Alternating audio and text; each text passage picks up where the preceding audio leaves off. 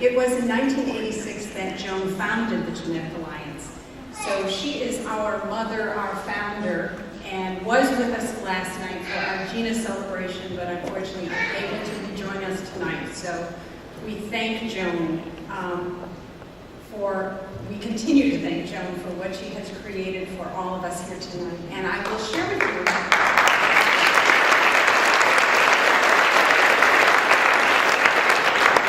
but let me share with you the words that Joan has sent us in introduction to our awardee, Jannine Cody. And these are Joan's words. Although I cannot join you this evening to present the Founders Service Award to Jannine Cody, I cannot think of anyone more deserving of this award. When Genetic Alliance was still in its infancy, Jannine was always there, helping us with our initial exhibits and national conferences, and she continues to participate in many meaningful ways. When the Cody's daughter Elizabeth was born, they were told that she would lie in a frog-like position in a vegetative state. Today, Elizabeth, at age 23, is attending San Antonio Community College. In 1990, Jannine started the Chromosome 18 Registry and Research Society. Her objective was to establish a registry to link researchers and patients. In a short time, Jannine recognized a registry was not sufficient, that families she had identified needed to share information and support each other, and that took precedent over research. So the mission of the Chromosome 18 Registry and Research Society broadened. The registry now includes more than 2,000 families affected by 18q- and funds over $500,000 of research a year. This research ranges from the molecular biology of the conditions to clinical consequences to psychological ramifications for the affected individual, parents, and siblings. Then, in 1991, while pursuing her PhD in human genetics, Jannine developed the multidisciplinary Chromosome 18 Clinical Research Center at the University of Texas Health Science Center in San Antonio. She became the center's director after she completed her postdoctoral training and is currently associate professor and interim chief of the Division of Genetics in the Department of Pediatrics at the University of Texas Health Sciences Center in San Antonio. Jannine has testified before Congress in efforts to ensure support for research into chromosomal abnormalities and has served in a variety of board of directors positions for Genetic Alliance from 1992 to 2007. Members of the Genetic Alliance community could not have a more impressive role model than Jannine Cody. My heartiest congratulations, Jannine, signed Joan Weiss.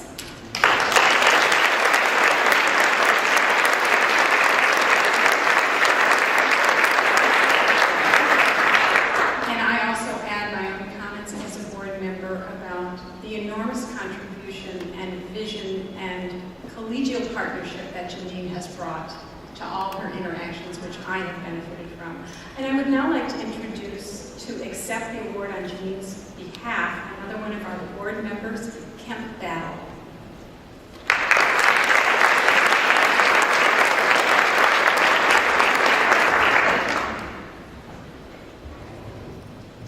As the newest board member of the Genetic Alliance, it's a real honor and a pleasure to accept this award on Jannine's behalf. We heard from her something that might serve as a kind of acceptance speech.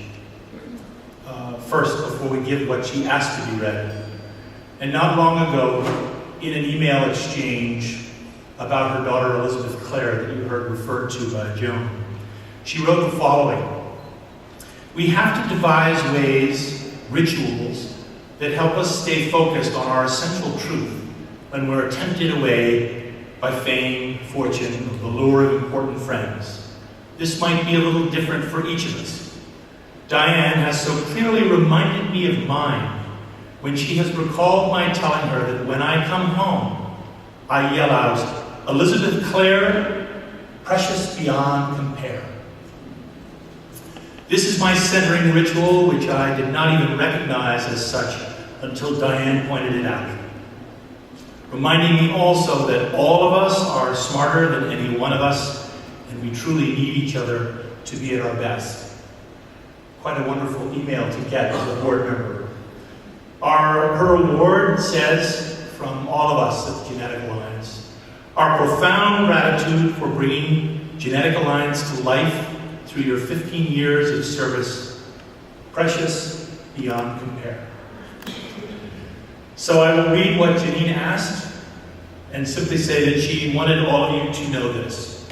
On day one of my adventure in the world of advocacy, before I even knew that I'd entered a new world, I was referred to Joan Weiss of the Alliance of Genetic Support Groups. Since that very first day, and for the past 18 years, a family that is the Genetic Alliance has been for me a source of strength when there was no more energy, a source of imaginative ideas when there were blanks, and guidance when there was floundering.